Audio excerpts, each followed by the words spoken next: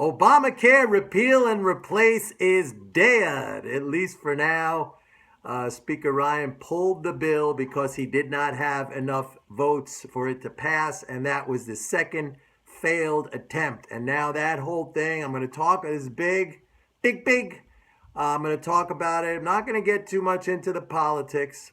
I will just say this is a big defeat for Trump and the Republican leadership in Congress, and especially for Trump, who throughout the campaign said he's the big negotiator, he could cut through the Washington red tape, he can get things done, and he promised the first thing that he was going to do was repeal and replace Obamacare. I'm not going to talk about the bill itself. I'm going to stay out of politics. I am going to talk about the market reaction today, and what this means. All right. First of all, the market sold off big when it became obvious that there were not enough votes. But then it rebounded somewhat when Trump, or the word out of the White House was they're going to move on. They're going to move on to tax reform, meaning tax cuts. Now, most people probably don't understand, I'm guessing from the market's reaction, because we had a rally.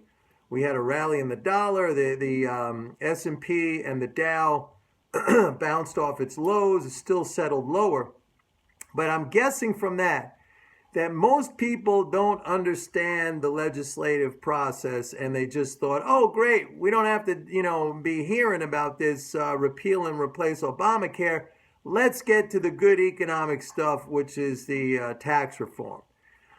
First of all, the tax reform they're talking about is the cutting of the corporate tax, and I've been through that. I think that's largely symbolic because, as I have said a million times already, the effective corporate tax rate is 12%, $338 billion on $2.8 trillion. That's what the government collected, $338 billion. But let me get into it from a legislative process, all right? The House of Representatives was counting on the repeal and replace of Obamacare to enact the deep tax cuts. And that's because, number one, repeal and replace would have removed the Obama tax, okay, that was a mandated tax on everybody having to, forcing them to buy the insurance, and also the supposed savings from the new healthcare law, had it passed, and those savings were detailed by the CBO, the Congressional Budget Office. Those savings would have been used by the House of Representatives to make bigger tax cuts. Now, of course, we all know, or at least I know, and some of you know, that whole thing is kind of ridiculous because you don't need to save. The government doesn't need to save its own dollars that it creates basically by decree, okay? But that's the way they operate. In order to make the tax cuts, they think they have to get the money from somewhere else. So now that the bill has failed, the repeal and replace Obamacare, you don't have those savings to work with. You don't have those savings to apply towards the tax reform that they're going to now start to get into. So what this means is I think we are entering into phase 2 of disappointment. All right, phase 2 of disappointment will be the realization on the part of investors who don't really understand the legislative process. They're all, whoopee, we're going to do tax reform. They're going to start to see that these promised tax cuts are going to end up to be not as big as what was promised. And that's even if whatever they come up with is going to pass. I mean, Trump is wounded here. All right, he came in big, bravado. I'm gonna drain the swamp, and I'm gonna cut through the Washington red tape, and we're gonna get things done. And we're gonna win all the time. We're gonna win so much, you're gonna get tired of us winning all the time. Well, he couldn't even win on his first legislative effort. All right, it was a disaster. All right, so the reality is going to start to set in. Now, underneath this new perception, all right, this new understanding that, hey, we might not get this big fiscal stimulus, big tax cut, we might not get that. the reality that has been ongoing now is that the economy is slowing significantly. All right, I've been through the numbers. We had 3.5% growth in the third quarter of last year.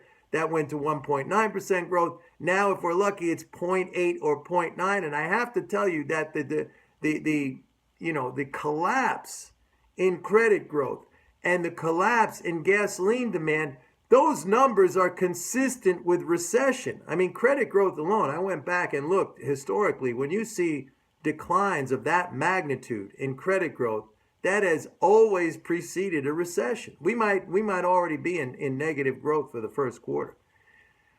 On top of that, you got earnings that are coming out in another week.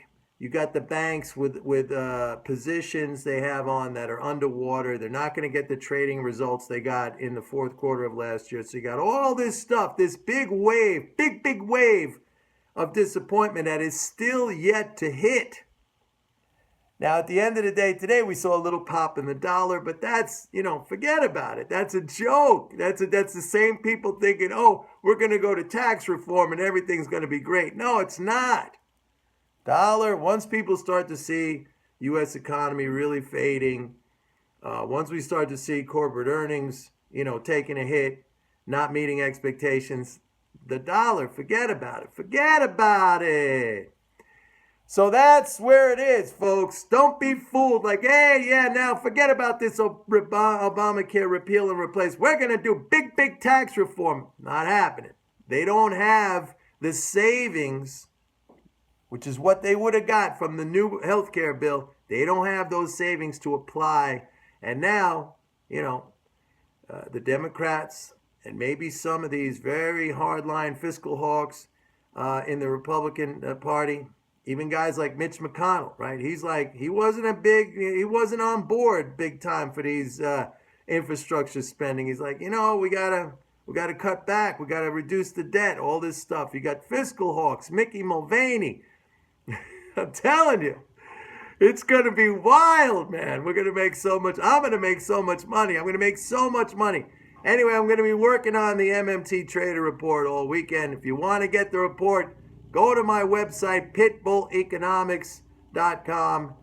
And right there on the homepage, it says, get the 30-day free trial. You get the current report. You get all the back issues. You get all my emails. By the way, I just sent out an email to everybody on the list. Have a great weekend, everybody. I'll see you. Maybe I'll do a video over the weekend. Who knows? Take it easy. Bye-bye.